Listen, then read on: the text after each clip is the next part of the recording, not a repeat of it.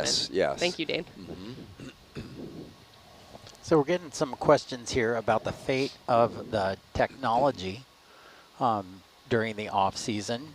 Are there any plans for new or any work being done on either of the ROVs that you guys can talk about? Nothing, not one bit. I don't know how much I can talk about. There's a lot of things going on though. It's a busy year of all the ships getting a new engine that's been being spoken about, stuff like that. And we got Little Herc and Atalanta around now, so we got more vehicles. So there's irons in the fire. Yeah, we'll be doing some mobile exploring next year during the season as well. What does that mean, mobile exploring? Like, are you getting an autonomous vehicle? No, but as Mike just mentioned, there's Little Herc and Atalanta. Yeah, like a lot of ROV systems aren't fortunate enough to live on their own, you know, the crews that operate them, for that matter. Not everything lives on one ship. A lot of ROV systems they just go out. They call them call-out systems or flyaway systems, where you just mobilize all that onto a ship of opportunity. So you kind of show up with, like, you know, 3 or 4 trucks of ROVs and winches and powers units and stuff like this, and 3 or 4 days, put it all together, and then you go sail for a few weeks or a couple of months, and then you tear it all apart, put it back on the trucks, and take it somewhere else. That's probably more typical in my experience than having something set up like this on where it has like a home vessel. We also have slightly different mobile system with the ASV operation. So we had our first ASV mobile system that was associated with the Nautilus expedition this year with Thunder Bay National Marine Sanctuary, where we had out the mapping ASV Ben from University of New Hampshire doing some mapping up in their sanctuary in Lake Huron. We'll probably continue to do more of that. So next year we will have different channels that you can explore on. Nautilus Live Network. Yeah, next year should be very interesting. Yeah. They're all great. We're just going to do more of it.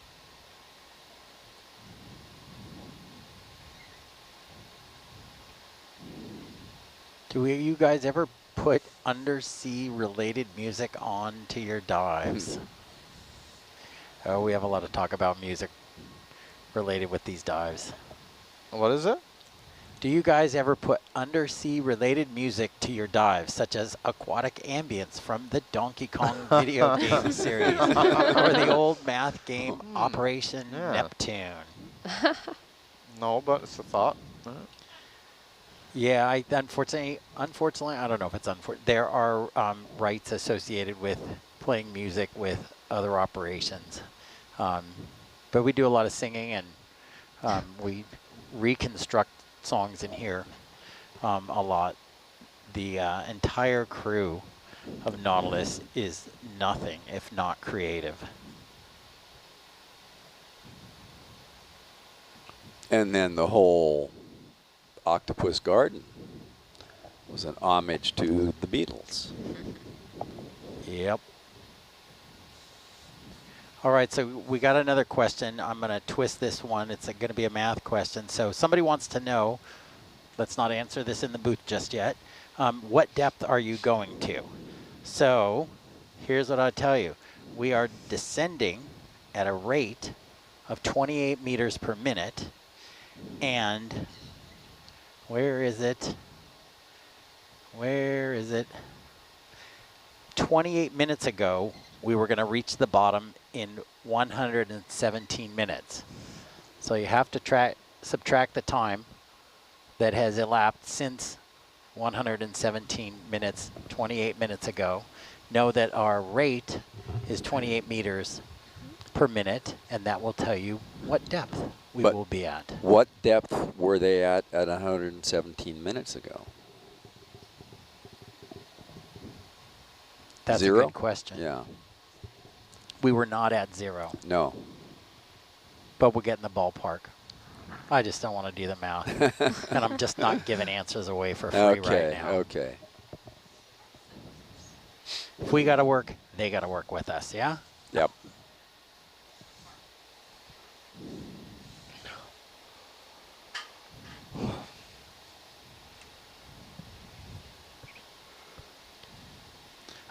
Somebody said, I'm not watching to do schoolwork. So, news alert. We all are applying all of our schoolwork here. So, yeah, You're it's always fun doing though. school. We get to apply it. Right. About 3,300 meters will be our depth. Well, so one time I remember walking down the street and hearing some people in front of me talking about how, you know, they never use the math that they learned in high school. Like, when do you use math? And right now you've been asking people to figure out when we'll reach the bottom. Without math, you won't know. Yeah. Well, or you just hold your breath with a big weight, and when your feet hit the bottom, there it is. They also told us that we wouldn't walk around with a calculator in our pocket one day, but lo and behold, There we it do. is on our Yep. phone. Sometimes it's on our wrist. I think a lot more I've seen, at least with my children in elementary school, middle school, you're encouraged to use calculators because learning your math facts is something that's, you know, not just the very beginning of mathematics, Yeah. but to learn the concepts. Right. It's just a tool to help you do the concepts more quickly and accurately, but Yep. the calculator can't help you to understand the concepts, and That's right. so it's kind of interesting. Hopefully it leads to deeper learning. But if you never really learn your multiplication tables, then you're lost without your computer. Well, I think you're just slower. Slower. You can still take Yeah. out a piece of paper and do Absolutely. math. You don't have to do it in your head. That's right. So But you really, need to know how to do. That's right. Yeah. So the memorization just helps make you faster. Yep. But it doesn't, Right. yeah. So that's why calculator could help you finish your exam faster. Yep. But it won't, the calculator won't tell you which operations you need to use and in what order, that kind of Right. thing. But it will tell you what you get when you add 5 to 7. Correct. Say. So if the question is that simple, what is 5 plus 7, then it's definitely a help. Well, all addition comes down to that simple operation. Right. And speaking of educations, I have a question. Does the ROV operators have degrees in marine biology? The reason they're asking is they have experience operating radio-controlled model vehicles. Ooh. So, Mike and Jess, you want to tell us a little bit about your academic history? I didn't quite get all of it. I got part of it. Do you guys have a degree in marine biology? No. No. Well, no. Me, I have a degree and I'm doing another one, but not related to work. Is it like a ROV question? I think most people have like a technology or an engineering background to get into it. And like mechanical or electronics or something. Jess, what about you? Yeah, I have a degree in biological engineering for my bachelor's, a master's in mechanical engineering, and I'm in progress on my PhD for material science on biomaterials. So I suppose the biomaterials is most closely related to marine biology because I look at how specifically how organisms adhere to surfaces and replicating those structures. Very cool. Yeah, I mean, there's many ways into it now. We have our internship program, which is a great way for people to get into it. And even if you have no experience, just interested, there's so many little pieces and parts to working offshore. Your discipline is one of it, but the rest of it is being able and willing to travel, being able to work in a small team, all those dynamics. I have a mechanical background. I say having a background if you're serious about like this kind of work, which ROV tech, is becoming AUV, ASV, like all these things are starting to go together. So if you're interested in mechanical or electronics, becoming a technologist or an engineer would certainly be a great way to go. That's the part we have to troubleshoot and fix these vehicles is probably a full third of our job.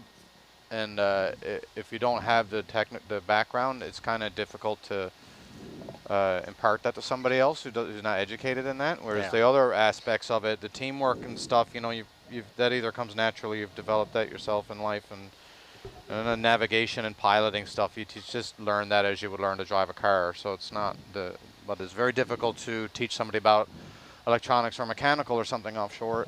And if you've done one of those programs, somebody from another discipline can more readily teach you just because you've been through similar program, even if it's different core. Yeah, I think one of the things people might not realize, obviously, there's only a certain number of people that a vessel can hold, and about a third of that is crew on this vessel. Then we've got our scientists and our communicators. So in order to operate the ROVs, if something breaks, the ROV team is there to fix it or engineer something. You know, you go down and you see something you've never seen before, you want to collect a sample. You got to troubleshoot, figure out how you're going to collect that, and is there something on the ROV, and if not, then maybe you bring it back up and you do it right there on the spot. And of course, there's no Home Depot nearby, so everything is important. Yeah, yeah. For ROV on a ship, we have stores of not just spare parts and stuff, but we have a lot of material and fasteners and stuff. Most ships, and this ship has a machine shop downstairs, so we can build a lot of things if we need to, and that is part of the job too, like you say, trying to figure out how to make things work, or make a new tool offshore if we have to, or if something is broken and we can make something to get by with offshore, and so all that is a part of it. It also seems like each time new science people are coming on and asking you to attach different pieces of equipment to the ROV, and you have to figure that out as well, right? Yeah, that's like it's the rigging of the porch. It's its own discipline now. Yeah. Too, right? Yeah. A PhD in MacGyver, yeah? Yeah. I mean, yeah. yesterday our porch was just jam-packed full of stuff. Yeah. And we had to be able to get down there and figure the order in which things had to be deployed so that you could get to other things. And yeah, and that's pretty typical, and it always takes time, and we always are sure to document that kind of stuff. So if people come out with a similar or the same loadout of kit, it doesn't take us all the time in the world, but it's important, because if we get down there and we can't do stuff, and then all this time and effort is wasted, or maybe sometimes it's just a matter of doing it better than doing it worse. You know, we might be able to do it anyway, but if we can't access things on the porch easily, you'll see the difference between this dive and the last one. Even some of the temp probe and oxygen sensor is in a much better place now because we have more real estate to move around on the porch. So. well, and last year when we found the brooding octopus and we saw the shimmer and we knew the water was there, we hadn't anticipated that, so we could not access Hercules temperature probe, and that was so frustrating that we couldn't get some measurements right then on the spot to confirm that that was warm water. But you can't anticipate every potential need when you're down there, but No, that's we right. try to anticipate as many as possible, right? Yeah. Yeah. You guys are probably under a lot of pressure all the time, yeah? Oh, Dun, no, dun, I dun, dun, dun, dun. And thus the stress dreams that we heard about last night. Yeah.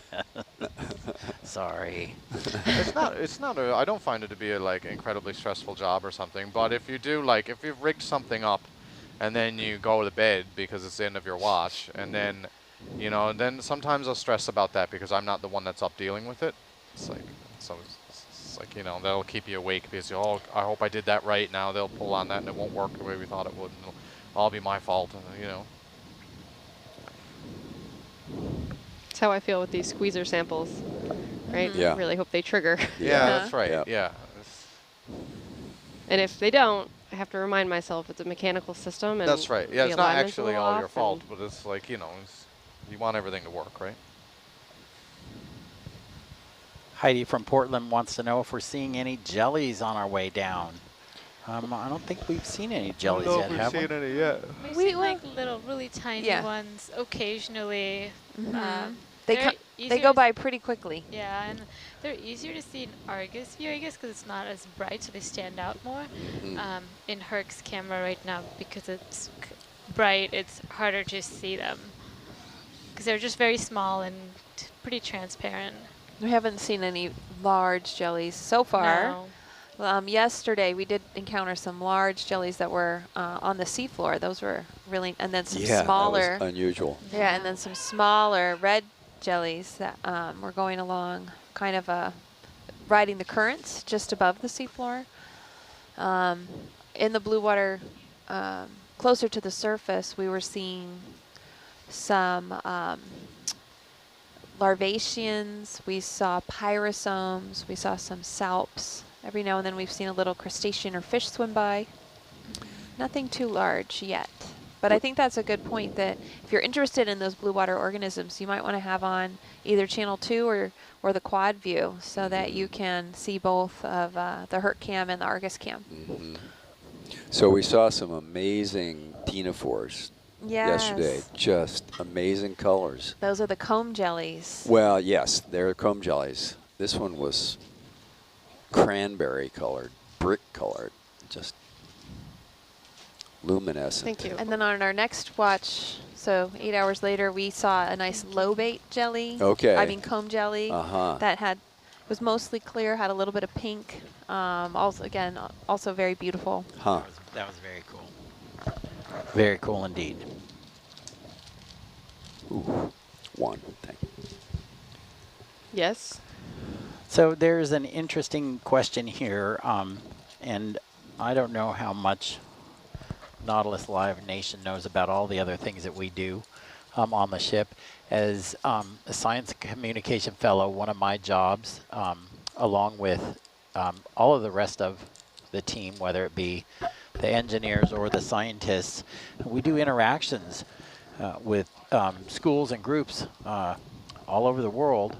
And so this allows us the opportunity to sit in front of a two-way camera, if you will, and talk to an entire classroom about the work that we do. There are 20 and 30-minute interactions. And one of the questions that I think was, Jennifer, did you have this question with me, or was it Danny? The question was, how do you handle health or medical emergency aboard the ship? No, I wasn't. It wasn't during one of the interactions I had the chance to participate in. Yeah, but I told them that nothing bad ever happens on the ship, so we don't. No, there is an infirmary aboard the ship, and there are people with medical expertise, part of the crew of the ship. And then if it were severe enough, we would contact the Coast Guard, and they might fly a copter out here or send a ship out, or depending on where we were, deal with it ourselves. But if the ROVs are down and it takes 3 hours to bring them up, and we don't have that kind of time, then yes, we would contact the Coast Guard, or perhaps if another ship was in the area, they would send it to attend to that. But we also, think about our medical needs before we ever board the vessel, too. So that is something we think about in advance, too. But there are a lot of safety precautions and safety systems, and the crew is trained and runs this vessel, in a way that keeps it very much a safe and welcoming platform on which to work. Yeah, just like schools have a fire drill, we also have drills on board to make sure that we understand where to go and what to do should an emergency arise. That's a good question, though, to be thinking. Maybe because children do in school do those emergency drills, they were thinking about that. Yeah, I know. I want that kid on my crew. Yeah. I bet that child listens on an airplane when they do the safety briefing. Put them in the exit aisle. Whitney High School in Rockland, California, their marine biology class would like to know, why do we need both submersibles at once? Well, hey, before we answer that, shout out to Rockland. So I grew up in Sacramento, used to drive through Rockland every weekend going to Folsom Lake to water ski. Yay, Rockland. And I live in the San Francisco Bay Area and head through Rockland on a regular basis when I am heading to the Sierra Nevada. That's right. Yep. Very familiar with Rockland. Well, welcome. So looks like the ROV technicians are a little busy right now, but so I can start to answer that. But the Hercules and Argus work as a team. They call it a two-body system. And Argus is attached directly to the vessel through a cable, and it's heavy, and it kind of hangs down below the vessel, and when the vessel moves, Argus moves. So that's how Argus is kind of moved through the water, and there's a winch, and so if you want Argus to go deeper, you let out more cable. If you want Argus to go shallower, you wind up the cable, and then from Argus to Hercules is a yellow tether. Sometimes you'll see that tether in the Argus cam, as Argus is watching Hercules from above with its lights and cameras pointed at Hercules. You'll see a yellow tether that's attaching Hercules to Argus. They try and keep that tether loose so that even if the ship is moving and Argus is moving, Hercules is a still platform that is driven by the pilots to go where it needs to go, direct the cameras where we need, and also to be able to do this kind of very fine scale work, such as deploying equipment, retrieving equipment, without it being subject to movement of the vessel or Argus. I hope that answers their question. It's a very good explanation. Yep. Thank Good as you. any we would have given. And if you go to nautiluslive.org, there is some really great information and videos on how the whole system works together as well.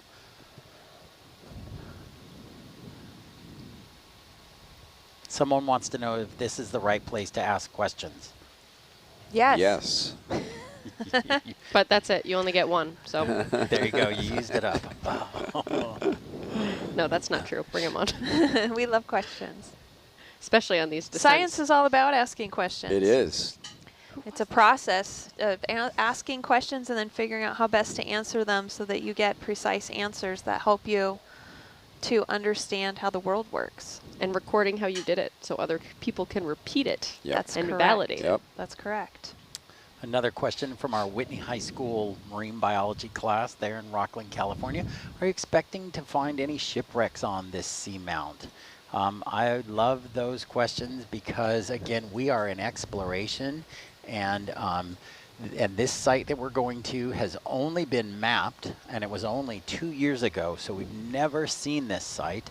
I don't think there was any evidence in the mapping that showed a shape. I don't know if we had that kind of resolution that might show a shipwreck, but we literally do not know what we're going to see here. So I guess we could speculate. We'll probably see some black corals. Different types of echinoderms, from the sea cucumbers to sea stars to crinoids, perhaps some more, oh my Sponges? goodness, sponges, thank you. Yeah, sponges for I sure. hope Amanda Thank wasn't you. listening. Yes. Well- I'm starting to feel the pressure. No, you're doing really well. Well, I can answer that about shipwrecks in particular. So we have no reason to think that we are going to see a shipwreck, but it's definitely not outside the realm of the possible, because within Monterey Bay National Marine Sanctuary, we know we do have shipwrecks. Some of them have been studied. Many more are believed to be there because there's records of the ships being lost and kind of last known sightings that put them in and around the boundaries of the sanctuary.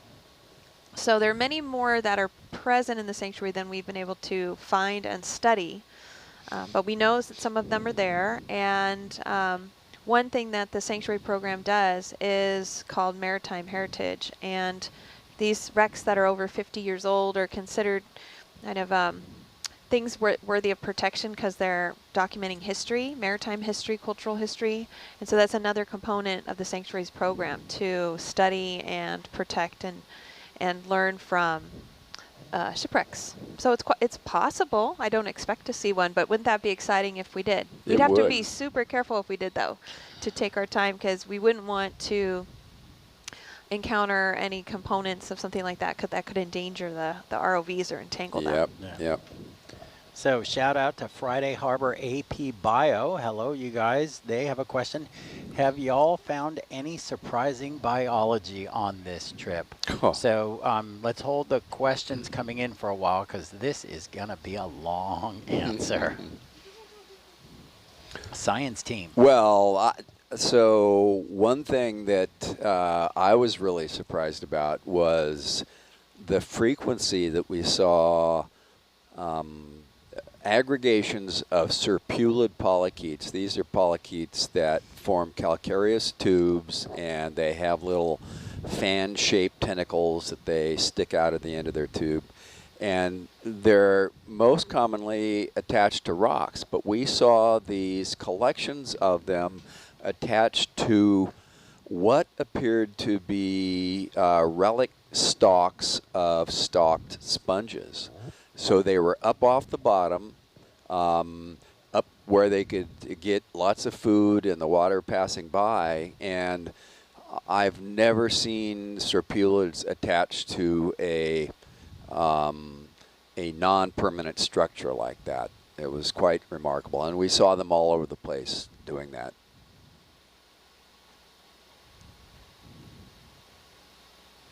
Jennifer? Annie? Okay. Say the question again, please. Have y'all found any surprising biology on this trip? Surprising biology. Well, I don't think necessarily I was that surprised by the octopus anymore. I think there was very surprised when we found all those octopus last year. Just to chime in on that a bit, I think it was a bit surprising to find those solitary, what we think might be males. Right. When we're doing some of those transects out on the sediment. Mm-hmm. Yeah, I think you could say it was surprising to see that we just kept seeing them. You know, not everywhere, but most of the places we looked, we did keep encountering octopus, even if they weren't in high densities. So that was definitely really neat. We did see some interactions between some of the octopus that were interesting. We saw some more hatchlings, hatchings and hatchlings. Oh, there was one, we found a area where the octopus appeared to kind of be senescing, and all her eggs were hatched, and you could still see the egg cases attached to the rock. And it looked like these snails called whelks were entering and starting to kind of clean up the cases of those eggs. So that was pretty cool. There was an incident with that with the sea stars too. Didn't we see 2 sea stars encroaching on a relatively senesced Octopus. Yeah. Yep. Mm-hmm. Well, and we saw that one interaction between a whelk and a brooding female octopus, where the brooding octopus brought a whelk, a live whelk, toward her mouth with one of her tentacles, and moved it around with her tentacles and enveloped it, and it nearly disappeared down toward her mouth. And we thought, oh, this is going to be evidence of a brooding octopus feeding. But then Dane, shortly, I'm sorry, I have to interrupt you. Yeah. This is breaking news. Your grandson is asking a question before his nap time, and he asked 3 minutes ago already. Okay. So how many samples, Dane's grandson wants to know, how many samples are you going to collect, or are you hoping to get on this dive? Well, so on this dive, I'm hoping to collect 2 samples. One very long sample of water, Sammy, and then another core of sediment with the push core that the manipulator on the ROV will collect. So, and then we're going to collect all the cool animals and rocks that the biologists see and want to pick up. But yeah, I'm going to be collecting 2 samples, I hope. So, hey, enjoy your nap, Sammy. I love you. Aww. What does Sammy call you? What's are you grandpa, or do you have a nickname? Well, he calls me Bogpa, right? But his sister has sort of morphed it to Papa, and we'll see where it winds up. Yeah, cute. Very cute. Good night. Have a good nap. Yeah, have a good Bye, nap, Sammy. Sammy. Bye, Sammy.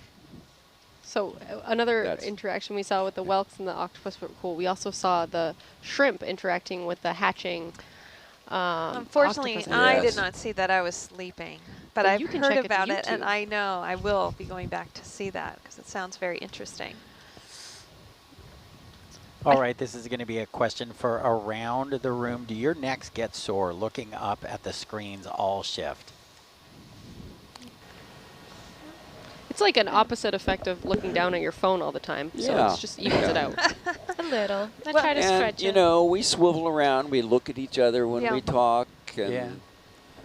So. And also, the main screen, this is the science chairs, but we have two very large monitors that are kind of straight ahead, one showing the Herc view and one showing the Argus view. So I don't have to look up or down, just straight ahead to see those, which is great.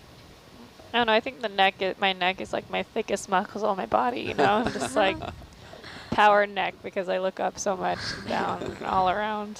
I think one of the most surprising things I saw biologically on the last dive were the xenophyophores. Yes, Yeah. that absolutely. That was surprising biology, that's for sure. I mean, and thank goodness we have Amanda on board. She knew what it was, and it was mind-blowing. Yeah, and not to be lost on this, again, this is a new site that we are traveling to, never seen before. And I cannot tell you how excited I am about that, to go someplace that nobody has seen before. Yep. And to know that out there, Nautilus Nation Live is going to be there to see what we see as well, and who knows what we'll see. That's right. Are you guys with me? I do. I say we take the van.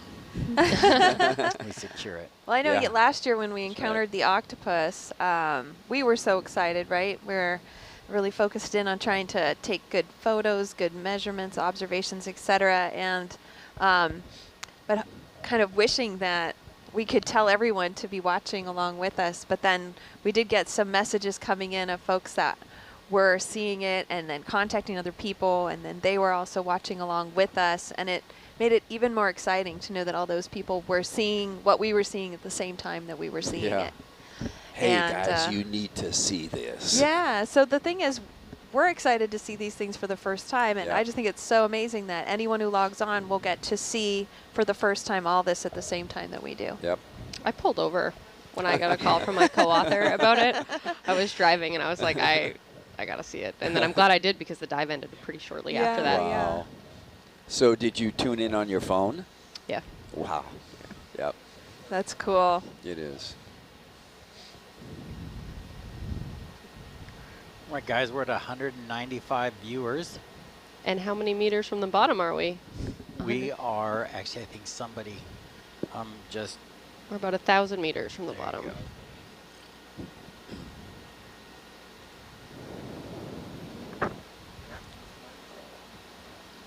So we will be the valet shift. That's fine. Maybe we'll get We'll a be good tip. delivering the delivering the seafloor to the next watch. The Friday lift, Harbor. the lift shift. Friday Harbor AP Bio wants to know, are there any specialized tools on Herc that video could show us right now? Oh. Well, we can see the exhaust from one on the bubble cam. We could see the outlet from our POP sampling pump. And Second, I'll get that up here. Can they- Ashley, that can they see video that? engineer is going to video can make it facilitate so. that for us right now. I zoom think. in there on the. There it is, that thing with all the frilly stuff hanging off. Those are my telltales that when the pump comes on, those should stream more straight out. So. Okay. So that's the opening of the Yes. tube that will be sucking in water. Well, that is the opening that the water will be exiting, the okay. sample system from. So Okay. we can't see the intake tube, but that is the end of the line for the water that has been pumped through the sample media. What did you use, like spider web? No, that is Teflon pipe wrap, Oh. and it just it does that. It never stays flat. But so that's how you can check that We'll- the pump we'll is look at- working. Yep. Correct? Exactly. We need to see flow coming out of that and pushing those telltales straighter out. And what we're doing with that is sucking in water, running it through a medium that's going to help collect and concentrate contaminants. Exactly, exactly. And so there's two parts to that. There's a particle filter that takes out all the particulate material in the water that's being pumped in, and then after it goes through the particle filter, the water goes through a column that is packed with these very fine sub-millimeter resin beads that have chemical characteristic that tends to absorb to their surfaces all the chemical compounds that we're interested in measuring in the water. So we process roughly 400 liters of water through the sample media, and that enables us to get very low detection limits in the compounds of interest that we're measuring. So we're focusing on PCBs, DDTs, chlordanes, and dieldrin, and polybrominated diphenyl ethers, which are a group of compounds that are used as flame retardants. And so we're very interested, the Monterey Bay National Marine Sanctuary, to understand better the water quality of the sanctuary. Right. In fact, every so many years, we complete what's called a condition report, in which we answer a series of questions related to the condition of resources in the sanctuary, the water quality, the habitats, the animals, which we call living, and plants, which we call living resources, and the maritime archaeological resources, those shipwrecks and things like that that are in the sanctuary. And one of those questions we tried to answer for the area, the seamount area, what is the levels of contaminants and habitats, and we didn't have any information. Right.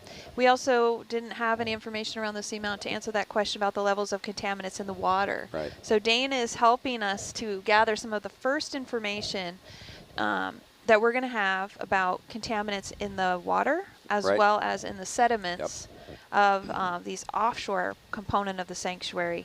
And to get the sediment samples, we're taking what are called push cores, and I don't know if it's possible to show what the push cores look like in the quad view. But right now they're kind of holstered alongside Hercules. They're long cylindrical, is it plexiglass? They're butyrate tubing. Okay. Mhm. And we push those into the seafloor, and when we extract them, you'll have a long tube of sediment inside. At the top is the most recently deposited sediment, and at the bottom will be the oldest sediment for that sample, so it's in layers. And then Dane can look at the uppermost levels and look for these contaminants and whether or not they're raining to the seafloor and gathering there, where we have a lot of animals live on and in the sediments, and so those animals are then coming in contact with those contaminants. So the sediment core that we collected yesterday showed really very clear stratification from the top to the bottom. So it was kind of a gray-brown, very fine and sticky material in the top, say 3/5 of the core. There was a middle layer that was lighter in color, began to be a little bit sandier, and then the bottom layer was very sandy. So we're hoping we extracted the core from the device in layers, so we're hoping to be able to look at the top and the bottom layer to be able to determine what kind of historic perspective there might be on when these contaminated sediments are laid down. Oh. Very cool. Danielle, 16, from Sicily, Italy. Hello. Thank you. I'm fond of Hello. astronomy and exploration, and consider your mission like this, like space travel. About Absolutely. octopus on the deep being color use. Is the color useless? Do they still use camouflage, or do they use their chromatophores for some other reason? Thank you again. Bye from Palermo. Ah, You know, that's a really interesting question. I Ciao. didn't even think about the whole chromatophore thing with these octopus? So we have seen these octopus in various different orientations and behaviors, and what we haven't seen is a lot of change in their color. Yeah. They're mostly a light purplish gray with some white areas. We have seen them change the texture of their skin, but I haven't seen any obvious real communication through color or changing of their coloration. There were a couple octopus that appeared to be more grayish white on the main body of the mantle, and then the edges of the arms were more of a deeper reddish purple, but only a couple of those. So unlike some other species of octopus where you see a lot of changing coloration, and sometimes that happens very rapidly, we haven't observed that with this particular species. And what about bioluminescence? I don't know. Yeah, somebody asked if we turn the lights off when we get on the bottom, would we see bioluminescence? Yeah, that's a good question. But, you know, it stands to reason that living in an environment where you never see ambient light, you wouldn't necessarily need to be changing your coloration to warn or communicate with your neighbors. Yeah. That's right. I mean, all these different structures animals have energetically cost them something Exactly. to build. And so over time, evolution, you know, helps you to maintain or improve things that improve your survivorship, but doesn't really act on those things that don't help improve your survivorship. And over time, those things might slowly just, you know, not be lost. And so that could be something that's going on. As far as bioluminescence, we are learning more and more that a lot of deep sea organisms can create their own light or harbor organisms within their cells that can generate light. I have no idea if these octopus are capable of that.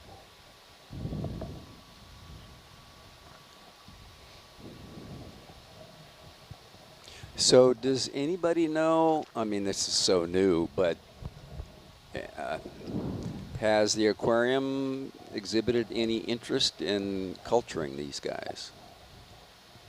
I have no idea. Yeah. I haven't heard anything. Right. Okay.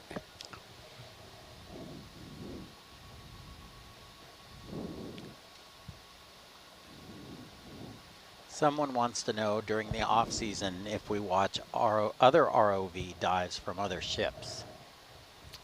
Isn't this, well, there's a few ROV ships that have telepresence, right? Right. Yeah. There were 3, I think. Yeah. 2 others. Yeah. There's us and the Falcor and It's the Okeanos? the Oki, and well, then Ocean Networks Canada go out with a variety of ships, but they live stream every time they're out. So they're not out full time like us, but they are out a few times a year. Mike, do you watch those dives? I always say I'm going to, and same thing for ours is, if I'm not out here while we're here, but I very, very rarely do. Yeah. What do you watch in the off season, Mike? Not much. I find I'm very busy these days. No, yeah. Maybe now and again my girlfriend and I will pick a TV show to watch, but we don't watch that very often. I'd like to watch more of the dives, actually. I always have the intention to, but I don't. Just get too busy during the day, I guess. Yeah, I imagine, I run an aquarium. People ask if I have fish tanks at home, and it's sort of the last thing I want to see at the end of the day. Yeah. So, Ashley, what about you? Do I watch the live streams? What is your fidelity to Nautilus, or do you watch other ROV dives from other ships? I would say most of what I've watched has been Nautilus. Yeah. Some of the Okeanos, but mostly a Nautilus fan. Yeah. Right on, Jess? Yeah, no, usually I don't watch as much the dives when I'm at home. Yeah. No, I'd prefer to always love to be out here, and if there's any cool highlights, I'll definitely watch those. Yeah. But I don't necessarily watch for hours during the day. Right on. Nothing compares to actually being here. Yeah, that's true. Well, and I think I understand that Okeanos will be out in November. So if you are hardcore ROV watcher, that might be an option for you. Aaron, what about you? Well, in our house, because Lindsay and I are both out here, we're pretty Nautilus obsessive, actually.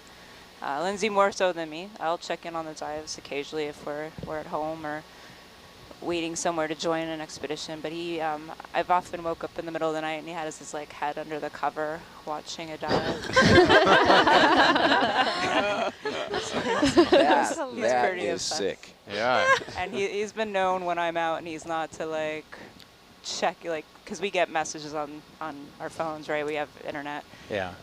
He's been known to send me a message like, hey, why aren't you guys following that line or something, you know, for mapping. So it's a bit obsessive.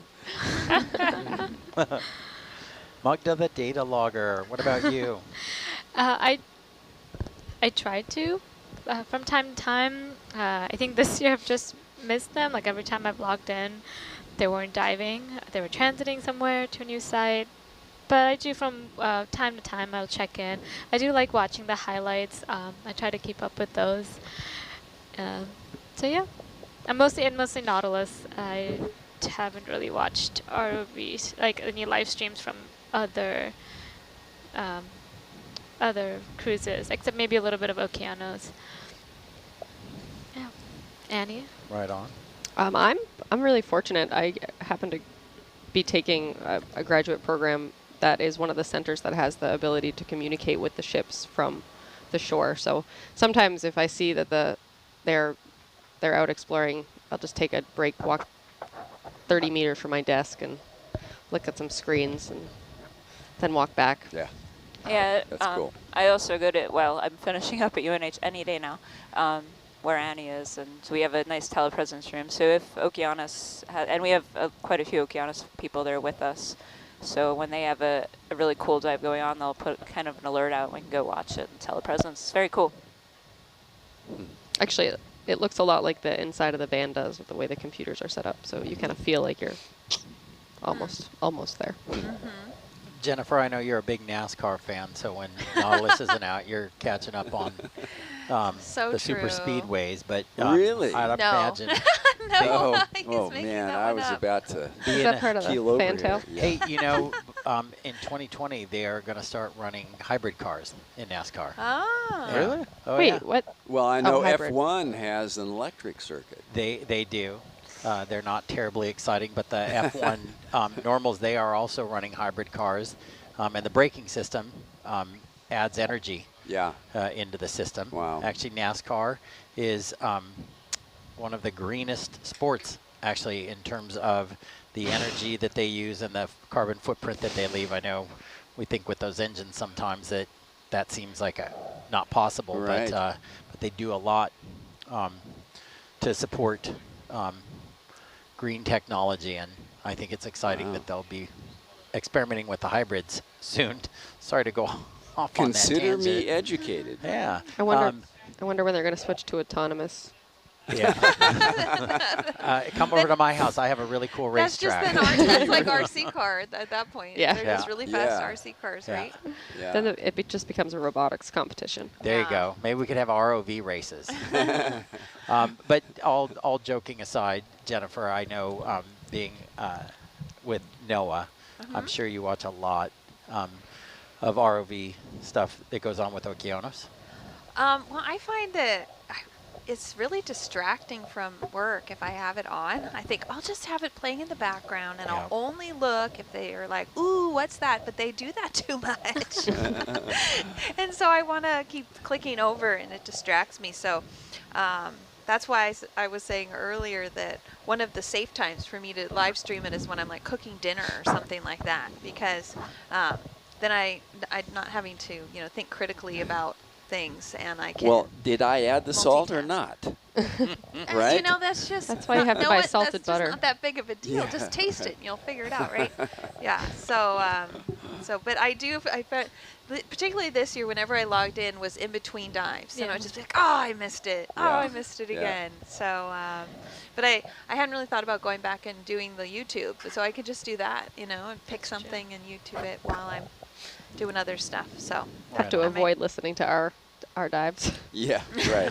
Hear the sound of I your own sound voice. really stupid. Well, I've already been present for these, so yeah, I don't have to listen to myself. I gotta just, watch the stuff I wasn't present for, right? Yeah. And Dane, Yes. are you a ROV junkie? No, I am not. No. I'm not. I don't have a whole lot of downtime, actually. Well, you got a So- grandkid out there. Yeah, right. And yeah, so I'm busy taking care of the house and cooking dinner and doing the dishes and working. So I will watch YouTube things in bed, or I have shows I like to watch. But yeah, I mean, being here is where it's at. And Yeah. I've been doing this for so many years that I mean, it's tough to beat what I've seen with my own two eyes. Yeah. Right on. Hey, Claire Fackler from NOAA. Shout out to Jennifer and Scott. Hey, Claire. Also, this is really cool. Can I please get a shout out to my mom, who is 80 and happily watching you right now? Hi, Mama Fox. Hello. Hey, Mama Hey Fox. there, Right. Mrs. Fox. Great to have you with us. Happy birthday? Did he say it was her birthday? No. No. Nope. Oh, No. She's happily 80. Oh, All okay. right. Happy 80. That's Yeah. wonderful. Or Glad she's you're 80, watching. yeah. Hope Okay, I you have a stay que- tuned for when we get to the bottom. Yes. Have any Pronema been spotted yet? Phronema. Pronema. Fronema. Phronema. Phroneme. We're gonna have to. I should I don't know know what that. that is. Do they know it? Is Amanda up No. and about? Oh, I think she's in the lab processing samples, yeah. Hi there, I'm here. Do you know what There she Pronema is? What are I heard She is Phronema and I jumped up. everywhere. What is it? What is it? I have not seen any. We're zipping through the water column a little quickly, but it sure would be neat if we did. What are they? Phronema is this really cool little arthropod that parasitizes a salp, which is another kind of organism. A salp is a filter feeder that has this sort of gelatinous-looking case, and the Phronema moves inside and lives inside of that salp case and basically drifts around and uses the body or the case of the salp as its home.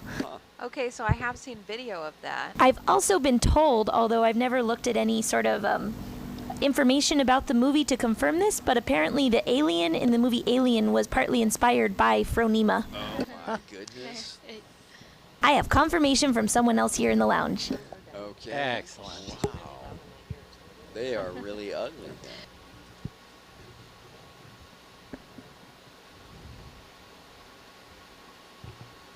Are those small white specks floating by organisms? Could be. There are also probably quite a bit of what we call marine snow, which is mucus aggregations of pieces of things that live in shallower depths and die and sink to the bottom. Yeah, it could be made of, like dead decaying matter, other animals eating things and being kind of messy, so you have like crumbs and bits and pieces of other food. Shout out to Martinique, has just joined the exploration. Country of Martinique. Welcome Hello. aboard. Yes.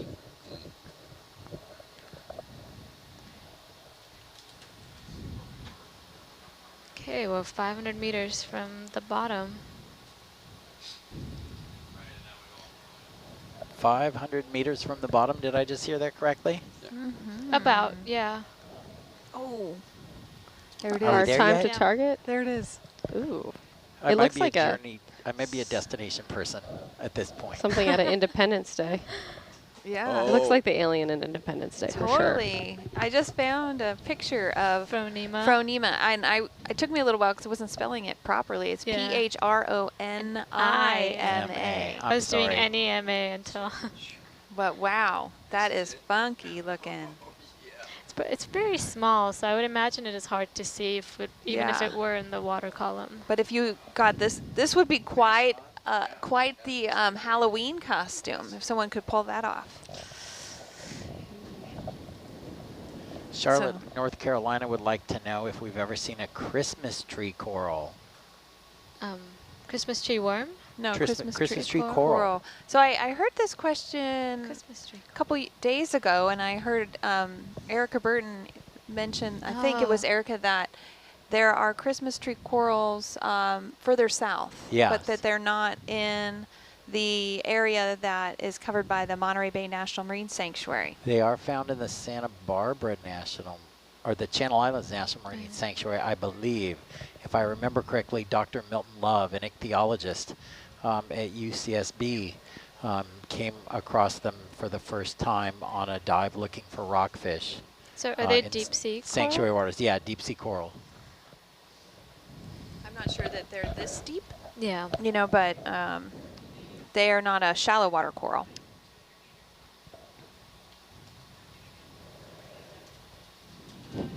As deep as we're going, we're not even like near the average depth of the ocean, which is another 1,000 meters below us, below the depth we're at.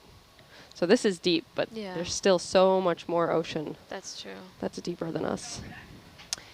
Yeah, Monterey Sanctuary is an interesting place to go because you do have a real diversity of depth that is close to the shoreline.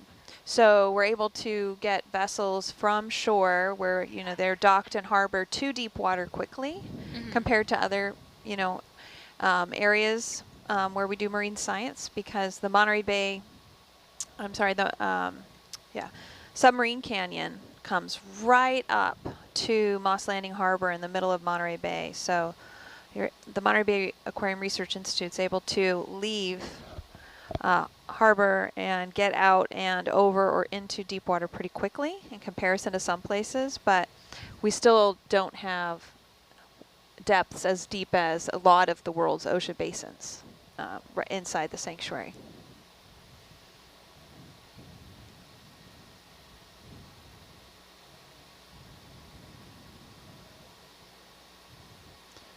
So our friends in Toronto, Ontario, Canada, are still making turkey soup for Thanksgiving. Oh yeah, happy Thanksgiving was yeah. yesterday, right? Yeah. Ah. What will you miss most once you're off the ship? I think I can answer for everybody. They'll miss me. Not. There's something kind of, I don't know, almost surreal about coming out to sea, and you get on this funny sleep schedule because of the 8 hours on, or 8 hours off, 4 hours on. Just that the entire experience is really unique in itself. At least for me, that's what I miss the most. I love the feeling. Magda, what are you going to miss most? Oh, yeah, I think that like what Annie said, like just it's surreal when you get on this weird sleep schedule. I'm also really fond of how now that I have 2 blankets, how warm it is on my bunks. I'm definitely going to miss that. Creature comforts. I too got an extra blanket and Yeah. much happier now too. I'm definitely going to miss my extra fuzzy blanket. Where'd you guys get the blankets? You have to ask. I have to, yeah. For me, it's, I don't know. I enjoy the movement of the boat. Yeah. I find it really relaxing being out at sea, and it's kind of a vacation away from the day-to-day stuff that you have to do. It's just a really different way to be. It's really hard to yeah. get homework And done. I don't get much done other than the exploration itself, which I've just decided is what's going to happen when I'm here. But yeah. But then of course, like the exploration itself, I miss that. Yeah. A lot of us, when we go off watch, those of us who don't get to be on board for very long, have trouble going to sleep because we worry what we're going to miss. Like I missed all those hatchlings and all that because I did have to go to sleep at some point. And then of course I'm like, oh, something great happened while I was asleep. So we're answering what we're going to miss when we get off the ship? Yeah. Wow. I think the sense of mission, in a way. I mean, it's almost like, and maybe this is too dramatic, but it's almost like going to war. I mean, all these people come here together for the one purpose of accomplishing these things, doing this exploration.